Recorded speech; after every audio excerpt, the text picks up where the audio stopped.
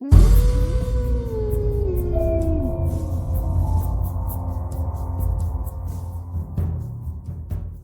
कहानी की लेखिका है विनीता मोहता। बगीचे में बैठी हुई सौम्या की आंखों से रक्त टपक रहा था। बड़े बड़े दांत और बड़े बड़े नाखूनों के साथ वह इधर उधर देखे बिना अपने ही काम में मग्न होकर धीरे धीरे खुद अपने ही हाथ पैरों को नोच कर खा रही थी। संजय ने जैसे ही उसे देखा उसकी चीख निकल गई। संजय की ओर देखते हुए सौम्या ने अपना खुद का हाथ तोड़ा और उसे संजय की ओर बढ़ाया। क्या हुआ संजय, क्यों परेशान दिख रहे हो? मेरे करीब आओ, देखो कितना स्वादिष्ट है, नरम नरम कच्चा मांस। बहुत दिनों के बाद ही प्यास बुझी है। आओ तुम भी तो स्वाद चखो। सौम्या और संजय दोनों ही कॉलेज में बॉटनी के स्टूडेंट थे। कॉलेज के हॉस्टल में रहकर अलग अलग पेड़ पौधों पर रिसर्च कर रहे थे। इसी सिलसिले में अक्सर कई बार जंगलों में जाते और वहां से कुछ पेड़ पौधे लेकर अपने प्रोफेसर के साथ उन पर रिसर्च करते थे। प्रोफेसर भी उन दोनों की मेहनत से बहुत खुश थी, क्योंकि जो पौधे आसानी से उपलब्ध नहीं होते थे वे दोनों अपनी मेहनत से रिसर्च के लिए अलग अलग जंगलों से ले आते थे। वेल डन संजय, तुम दोनों बहुत मेहनत करते हो, वरना आज से पहले करीब 10 बैच पढ़ा चुकी हूँ, मगर कोई भी असम के जंगलों से जड़ी बूटी का पौधा लेकर नहीं आया। तुम दोनों सच में काबिले तारीफ हो। मैम, ये तो आपका बड़प्पन है। आप हमें इतने अच्छे से सिखाती हैं, तभी तो हम लोग अपनी रिसर्च में कामयाब हो पाते हैं। सिखाती तो मैं सभी को हूँ, मगर सब लोग थियोरेटिकल नॉलेज से ही खुश हो जाते हैं, मगर तुम दोनों ही प्रैक्टिकल करते हो। वैसे भी अब रात बहुत हो चुकी है, तुम लोग अपने हॉस्टल वापस जाओ। कल हम लोग कॉलेज में एक विशेष नील कमल के बारे में पढ़ेंगे। अगले दिन सुबह प्रोफेसर क्लासरूम में नील कमल के बारे में समझा रही थी। ये नील कमल मध्य प्रदेश के पाताल पानी के जंगलों में पाया जाता है। पाताल पानी ऐसी जगह है जहाँ पर सूर्य की किरणें भी मुश्किल से पहुँचती हैं। जहाँ के लोग बोने आदिवासी हैं, अपनी प्रकृति के साथ किसी को भी छेड़छाड़ नहीं करने देते। इसीलिए बॉटनी की किताब में सिर्फ इस नील कमल का जिक्र आता है। आज तक शायद किसी भी प्रोफेसर ने उस नील कमल को देखा नहीं है, क्योंकि जितने भी लोग उस नील कमल की तलाश में पाताल पानी के जंगलों में पहुँचे हैं, बोने लोगों ने उन्हें खाली हाथ भेज दिया। प्रोफेसर के मुंह से नील कमल के बारे में सुनकर संजय और सौम्या एक दूसरे की ओर देखकर मुस्कुराने लगे। सौम्या ने संजय की ओर थम्स अप का इशारा किया तो संजय अपनी जगह पर खड़ा हो गया। Professor, can you tell us more about this flower? How can we get it? What are you saying Sanjay?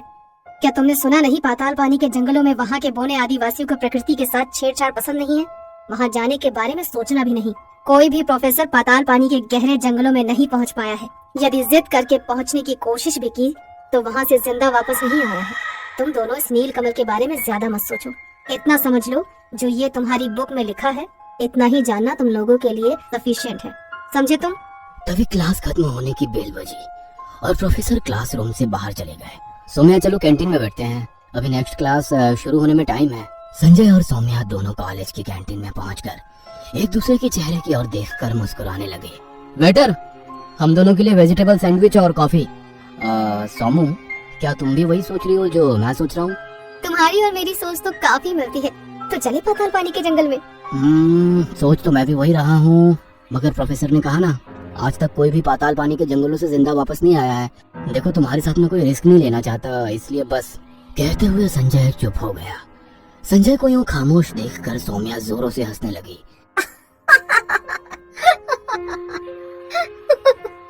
एक और तो कहते हो कि हम दोनों को मिलाकर बॉटनी में अपना नाम करना है, तो फिर जंगल के छोटे मोटे खतरों से क्यों डर रहे हो? अरे मैं डर नहीं रहा, बल्कि मैं तुम्हारे बारे में सोच रहा हूँ। तुम्हारे साथ में कोई रिस्क नहीं ले सकता, समझे तुम? कहते हुए संजय ने सौम्या का हाथ अपने हाथों में ले लिया। जब तुम मेरे साथ हो तो मुझे कैसा डर? पाताल पानी हम आ रहे हैं। संजय और सौम्या कॉलेज में किसी को बिना बताए नीलकमल की खोज के लिए एमपी के पाताल पानी के जंगलों में पहुंच गए। पास के छिंदवाड़ा में ट्रेन से उतरने के बाद वे दोनों लोकल से एक कार किराए पर लेकर दोनों पाताल पानी पहुंचे। वहां पर अंधेरा हो रहा था। सौम्या ने घड़ी देखी तो शाम के 4 बज रहे थे। अरे 4 बजे यहाँ पर कितना अंधेरा हो गया है? प्रोफेसर से सुना था ना, यहाँ पर सूर्य की किरणें मुश्किल से पहुँचती है। साहब, आप भी यहाँ लोकल मार्केट घूमने आए हैं? यहाँ आदिवासी लोग अपने हाथों के बने हुए बहुत खूबसूरत सामान बेचते हैं। जल्दी से जो लेना है ले लीजिए, घंटे भर बाद ये बाजार बंद हो जाएगा, उसके बाद हमें यहाँ से निकलना होगा। नहीं, हम लोग यहीं रुकना चाहते हैं, हमें यहाँ के जंगलों में जाना है। कल सुबह एक विशेष फूल को ढूंढने के लिए हम लोग निकलेंगे। संजय की बात सुनकर कार का ड्राइवर हैरान होकर उन लोगों की ओर देखने लगा। साहब, ये आदिवासी लोगों का एरिया है, अपनी जिंदगी में बाहरी लोगों का दखल अंदाजी इन लोगों को पसंद नहीं है। वे लोग बाहर के लोगों को यहाँ रहने नहीं देते हैं। आपको यहाँ रहने के लिए कोई भी फैसिलिटी नहीं मिलेगी। बेहतर होगा आप मेरे साथ वापस चलें। हम यहाँ पर उस विशेष फूल की तलाश में आए हैं। जब तक वो फूल हमें नहीं मिल जाता हम लोग कहीं नहीं जाने वाले। जैसी आप लोगों की मर्जी, मुझे मेरा पैसा दे दीजिए। रात होने के पहले मुझे यहाँ से निकलना है। ड्राइवर को पैसे देने के बाद सौम्या और संजय दोनों आदिवासी लोगों के बताए हुए छोटे से मार्केट में घूमने लगे। कहिए साहब, क्या चाहिए आपको? काफी देर से आप ऐसे ही घूम रहे हैं। देखिए, हम लोग मुंबई से यहाँ पर आपके जंगल में मिलने वाले एक खास फूल की तलाश में आए हैं। क्या आप उसे ढूंढने में हमारी कोई मदद कर सकते हैं? संजय की बातें सुनकर आदिवासी गुस्से में इन लोगों की ओर देखने लगा। साहब, हमारे जंगल हमारे पुरखों की धरोहर है। आज भी वो लोग हमारे जंगलों की रक्षा कर रहे हैं। बाहरी लोगों का दखल अंदाजी हमें हमारे जंगलों में पसंद नहीं। आप लोग यहाँ से जा सकते हैं। अरे आप तो खामोखा नाराज हो रहे हैं। अरे हमारी मदद करने के बदले हम आपको अच्छी खासी रकम देने को तैयार हैं। बस एक बार हमारी मदद करके देखिए, हम भी आपको खुश कर देंगे। साहब, यदि कुछ खाना पीना है तो बता दीजिए। रात होने वाली है, आप लोग यहाँ से जाने का इंतजाम कीजिए। कहकर आदिवासी वहाँ से चला गया। अरे यहाँ के लोग तो अपने उसूलों के बड़े पक्के हैं। हमारी थोड़ी सी भी मदद नहीं कर रहा है। यहाँ पर रात कैसे गुजारेंगे? अरे अभी चलकर कुछ खाते हैं, उसके बाद चुपचाप जंगल की ओर चल देंगे। हमारे पास पानी और रोशनी की भरपूर व्यवस्था है। रात जंगल में ही बिताएंगे और सुबह उसकी तलाश करेंगे।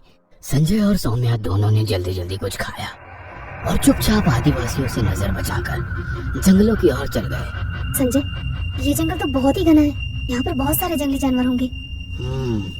हाँ सोमू, जंगली जानवर तो होंगे, मगर तुम फिक्र मत करो, हम लोग आग जला लेंगे। जंगली जानवर आग से डरते हैं तो वो हमारे पास नहीं आएंगे। बस आज रात की बात है, जैसे तैसे निकाल लेंगे। कल सुबह होते ही उस फूल की तलाश शुरू कर देंगे। सौम्या और संजय आग जलाकर उसके आसपास बैठे थे। दोनों एक दूसरे से बातें करने में मग्न थे कि अचानक दूर कहीं से पायल बजने की आवाज आने लगी। हैं? पायल की आवाज सुनी सोमू? जंगल में इतनी रात गए कौन होगा? हाँ, आवाज तो मैंने भी सुनी है। हो सकता है कोई आदिवासी हल्का होने आया हो। वैसे भी ये लोग जंगल का ही उपयोग करते हैं। थोड़ी देर के बाद पायल का शोर तेज हो गया था, मानो 3-4 लड़कियां एक साथ पायल पहनकर भाग रही हो। अब तो उन लोगों के हंसने की भी आवाज सुनाई दे रही थी। संजय और सौम्या इधर उधर देखने लगे, मगर कोई भी उन्हें नजर नहीं आया। जिस पेड़ के नीचे संजय और सौम्या बैठे थे, उस पेड़ की डाली से अचानक एक आदिवासी महिला उल्टा लटक कर बोली, चले जाओ यहाँ से।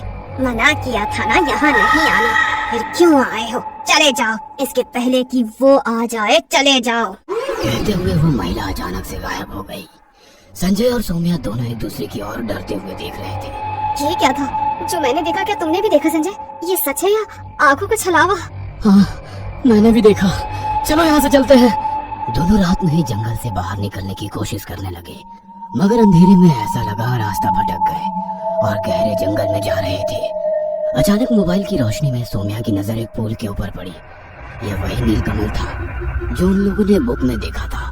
संजय, अब उस फूल को ढूंढने के लिए हमें सुबह होने का इंतजार नहीं करना है। देखो, वो फूल हमारे सामने है। संजय और सौम्या दोनों उस फूल की ओर बढ़ने लगे। तभी अचानक एक भयानक सी दिखने वाली आदिवासी महिला, जिसका शरीर पूरी तरह से सड़ा हुआ था, जगह जगह के घावों में से खून टपक रहा था, वह उनके सामने आई और बोली, ये फूल हमारे पूर्वजों की निशानी है। इसको हाथ लगाने की गलती मत करना। संजय और सौम्या उस महिला से दूर हट गए। वह महिला अचानक से वहां से गायब हो गई, मगर उसके जाते ही सौम्या और संजय ने एक दूसरे की ओर देखते हुए उस फूल को तोड़ लिया और तेजी से जंगल से बाहर भागने लगे। इस भागम भाग में सौम्या को होश ही नहीं रहा कि जिस हाथ से उसने फूल को तोड़ा था, उस हाथ पर किसी ने काट लिया था। उसके हाथों से टपकती हुई खून की बूंदों को कोई जीभ से चाट रहा था। जंगल से बाहर निकलकर सौम्या ने हाथ का फर्स्ट एड कराया और मुंबई वापस आ गए। मुंबई आकर प्रोफेसर को अपना नीलकमल दिखाया और अपने हॉस्टल के बगीचे में उसे लगा लिया। आधी रात को हॉस्टल में शोर शराबा होने लगा। संजय उस शोर को सुनकर अपने कमरे से बाहर निकला और बगीचे में पहुंचा जहां पर शोर हो रहा था। बगीचे में बैठी हुई सौम्या की आंखों में से रक्त टपक रहा था। बड़े बड़े दांत और बड़े बड़े नाखूनों के साथ वो इधर उधर देखे बिना अपने ही काम में मग्न होकर धीरे धीरे खुद अपने ही हाथ पैरों को नोच कर खा रही थी। संजय ने जैसे ही उसे देखा, उसकी चीख निकल गई। संजय की ओर देखते हुए सौम्या ने अपना खुद का हाथ तोड़ा और उसे संजय की ओर बढ़ाया।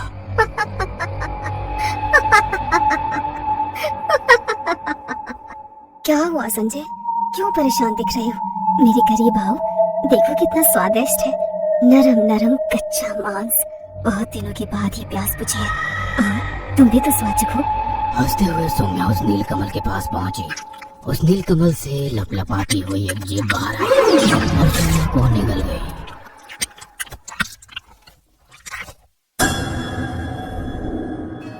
ये कहानी आपको अच्छी लगी हो तो हमें सब्सक्राइब करें, हमारा इंस्टाग्राम और फेसबुक पेज जरूर फॉलो करें।